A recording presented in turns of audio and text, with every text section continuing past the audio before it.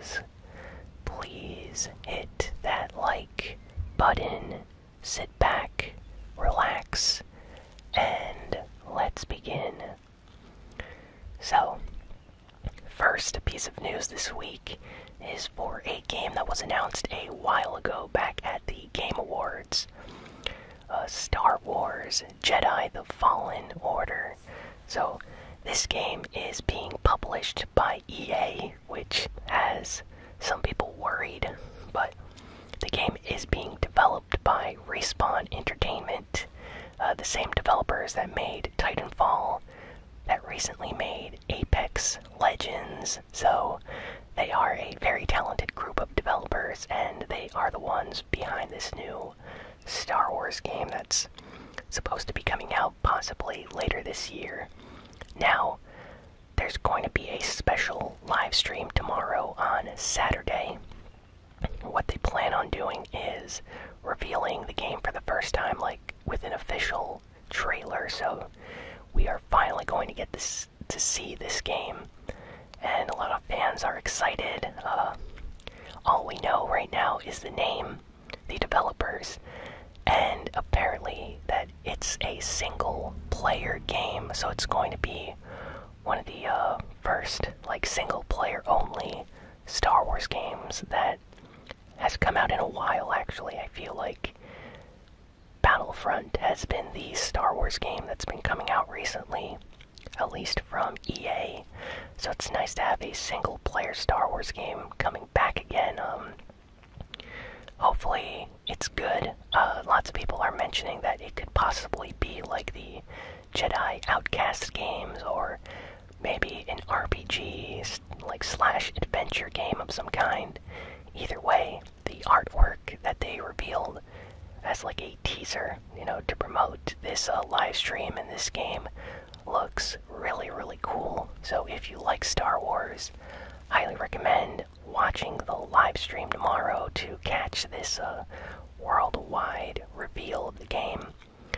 And yeah, let me know what you think. Honestly, I think it's probably going to be like an action game, maybe in the style of The Force Unleashed. Anyone remember when that came out on Xbox 360 and PS3? Those were pretty good games. Lots of people bought those. And, they were nice, kind of like single-player adventure games in the Star Wars universe, so I'm hoping they go for something like that. I will probably be picking it up if it's good, considering Respawn is very talented when they develop games, so should be a lot of fun. So, next piece of news is for Overwatch. So on April 16th, I believe, Overwatch is going to be getting an update. Depends on where you live with the time zones. It should be April 16th or 17th. Blizzard likes to release the updates in the afternoon most of the time. So basically, this new Overwatch update is going to be bringing the archive event back. And this year's archive event is going to be called Storm Rising. And we're going to get to play like a story mission within the Overwatch universe. Previously, every archive event has had like some kind of story mode tie-in with a group of characters. And this year we're going to be playing as Mercy, Tracer, Winston, a team of 4 people. And essentially, I think it's going to be like a rescue mission of some kind, and there's going to be an enemy at the end, like a boss battle, similar to what they did last year and the year before that, but these modes are a lot of fun. There's usually like an easy, hard, extremely hard mode, very difficult to complete. There's like special rewards that you can get. And of course, the archive event is going to have special skins available for new characters. So far, Blizzard has revealed new character skins for Batiste and Moira. And the skins look pretty cool, to be honest. I like the Batiste one, so probably going to end up picking up at least one of those skins and playing this new archive event on the channel once the update releases. So yeah, highly recommend starting up Overwatch once the update hits in about a week, and checking out the new archive event, Storm Rising mission that will be unlocked in the game, as well as all the previous archive events will be available again. So if you missed the one from last year or the year before that, you will be able to play those. So that's great, and I absolutely love that Blizzard continues to update the game for free with new content. They're one of my favorite developers. I love Blizzard, especially when they do stuff like this, so really excited. Next, Fortnite has added a brand new feature in the recent update to the game that came out this week. Reboot vans, and reboot vans allow you in duos and squads modes to revive your fallen teammates. So it's very similar to Apex Legends, if any of you are familiar with that, but essentially if you're playing with a teammate and that teammate ends up dying and getting thirsted, so they get knocked and then killed, you have a certain time frame to pick up their card. They drop a card when they die, and if you take this like card or chip to a special reboot van, there's various locations on the map where these reboot vans are located. If you take these cards to one of these locations, you have to wait a few seconds. It's basically the time of drinking a chug jug, so it takes a while, and hopefully you don't get sniped or, rushed by any players while you're doing this, but you are essentially able to bring back your teammates. They come back with full life, and they come back with 100 wood. So they come back with some mats, a pistol, and their health. So pretty good trade-off, I'd say. Lots of times in games you completely die and have no chance of coming back. So it's nice that Fortnite is doing this now, and some people don't like the change. I personally think that it's great, especially for squads. It feels kind of bad, near the end of the game. Maybe a fight went wrong and all your teammates get finished, but you're still alive with great loot. And it's nice that there's an ability now, if you're good enough to defeat all the remaining enemies, to have the chance to bring back your fallen teammates. And I'm sure a lot of big streamers out there, Ninja, Tfue, people that essentially play squads with their teammates, are going to be happy about this now, because they don't have to leave games or quickly restart a match. If one of them dies, there's always a chance of bringing them back with the reboot van. So I like this feature, and hopefully they bring back Siphon. I really hope that Epic Games decides to bring that back soon. But yeah, good update to the game. Let me know in the comments what you guys think of the reboot van. Next, a feature that PlayStation users have been asking for a very long time has finally been released. So on PlayStation 4, this doesn't work on PS3 or PlayStation Vita, PSP, just for PS4, but you are now able, according to Sony, to change your online ID. So basically, you can change your username. So if you regret making a PlayStation Network account in like 2008 and calling yourself XX, the best sniper for 20 Blazed 69XX, well, now you can finally change that to a name that you prefer now in 2019. So the first change to your username is completely free. So right now, if you have a PlayStation Network account, you can change your name to something, normal, free of charge. If you have a lot of random underscores and letters in your name, you can try to change it to something easy to remember, easy to say. So a lot of people are happy about this. After the first name change, though, you're not able to change it for free. If you're a PlayStation Plus member, every other time after the first time you change your name, you have to spend $5 to change your username after that. And if you don't have PlayStation Plus membership, like subscription, it costs $10 to change your username. So make sure you change your username to something that you actually like this time, because you're going to have to pay the next time you change your name after the first time. So this is a really nice feature. People are happy. There's just one downside. Apparently, some games you could encounter problems with changing your username. Some leaderboard stats might be reset, as well as certain downloaded items might be deactivated from your account. So if you have a lot of DLC that you purchased, or maybe you're high in the rankings of a certain game leaderboard, you might not want to change your username, because there are certain games, there's a list online of problems that could happen if you change your username. So personally, I'm happy with my usernames. I don't really need to change them. But for the people out there that have crazy names with a lot of X's, a lot of underscores, and random numbers, and 420 blazits and stuff like that, this name change is definitely for you. Unless you want to be called Edward Cullen Forever 2009 in 2019, because let's face it, a lot of people created usernames that they kind of regret now, maybe for games or movie references that are old. Lots of people just randomly chose something when they created an account. So this is good that Sony is finally letting people change their usernames. So, Nintendo did something kind of surprising this week.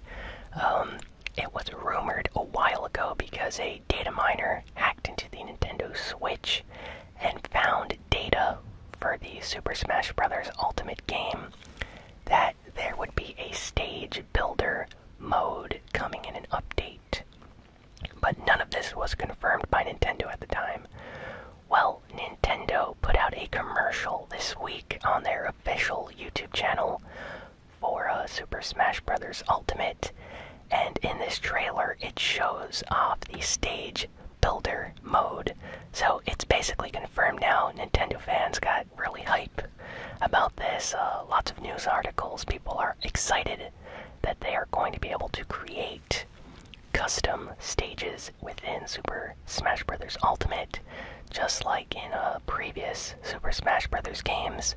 So this is a great feature that's coming back, and I can't wait for them to release this in an upcoming update. It's going to be great. Next piece of news is for Octopath Traveler. So, Octopath Traveler was an RPG that released on the Nintendo Switch. It's an exclusive to the Switch, developed by Square Enix, or Square Enix, however you prefer to pronounce them. I've seen people say Enix and Enix, so I don't think there's a correct pronunciation, but yes. Octopath Traveler is an old-school style RPG. It's 2D, but with 2.5 like HD graphics, so it's a 2D like sprite RPG. But it's very, very unique because the art style kind of looks 3D, so it's like 2D in 3D environments. Very, very unique. It actually won some awards and got high reviews when it came out, just because of how unique it was compared to a lot of other games, and it was a pretty good RPG on the Switch, not gonna lie. So basically, this week, some information leaked from a Korean ratings board for video games, saying that Octopath Traveler was going to be releasing on PC. So a lot of people were kind of confused by this, because the game was a Nintendo Switch exclusive. So fast forward to later this week, and Square Enix released a blog post where they basically officially revealed that Octopath Traveler would indeed be coming out on PC on Steam, so it'll be available on the Steam store. and on their official website. So the game's coming out in June, and then shortly after releasing all of this information, Square Enix removed their post. So a lot of fans got excited, and then they were like, hey, what's going on? So yeah, apparently they weren't ready to officially announce it yet, so they quickly took down the posts. But the internet already archived and saved all that stuff, so yeah, it's basically confirmed. Octopath Traveler, previously a Nintendo Switch exclusive RPG, is now going to be available on PC so that more people can play the game. So I think that's great news, and I highly recommend everyone to check it out once it releases on PC later this year. Hopefully it still releases in June like they said it would, but maybe if they took down the announcement, it means they don't have a release date ready for the entire world yet or something. So anyway, that's still great news. Next, we have some information about Dragon Age 4. So, as you all know, Anthem did very bad. EA is not pleased with BioWare at the moment, and Dragon Age 4 was announced at the Game Awards. So, what does this mean? According to a news article that came out this week, some journalists and people were talking with some people at BioWare. Some information was coming out. So, Dragon Age 4 is in development, but since EA is not that happy with BioWare right now after Anthem, not much is known about the project. So far, Dragon Age 4 is in early development, but they're not sure if they're going to continue in the current path of development for the game. They might have to change some things just because of how badly Anthem did, according to some of these reports. So, yeah, honestly, I feel kind of bad for Dragon Age fans. I heard some people saying that they do not want the game to be like Inquisition. They want something like the first or second game. Not sure if BioWare is going to be doing that, but either way, apparently something came out that they are going to be using the same exact development engine, like game engine, that they used on Anthem to create Dragon Age 4, and that's the same engine that they use for Mass Effect Andromeda. So, let's just say fans are a little bit worried about that, just because Mass Effect Andromeda, terrible game, and that same engine, they kind of fixed some things and then made Anthem with that, and it still didn't turn out that great. So let's just say the higher-ups at EA and BioWare are planning on making some changes to Dragon Age 4, and it's not entirely sure if that game is still going to happen. So we need to get some confirmation, hopefully later this year, if they reveal anything like a trailer or something like that. Honestly, at this point, I just feel bad for the BioWare employees, because being forced to work on games is, not the greatest. Lots of reports have been coming out how during Anthem's development they had to work lots and lots of hours on the game, and a lot of people didn't get a chance to sleep properly and stuff like that. So yeah, this whole situation is not the greatest. So hopefully they can fix some of these problems before Dragon Age, actually goes into development full swing. Next, Disney is planning on releasing its own Netflix streaming service for movies and TV shows. So if you like Marvel movies, if you like Star Wars movies, if you like Disney and Pixar movies, well, there's going to be a Disney Plus streaming service releasing later this year, and it's going to be available on various video game consoles. So it's coming out on Xbox, PlayStation 4, and it's coming out on Nintendo Switch. So that actually sounds kind of nice, chilling in bed with your Nintendo Switch there.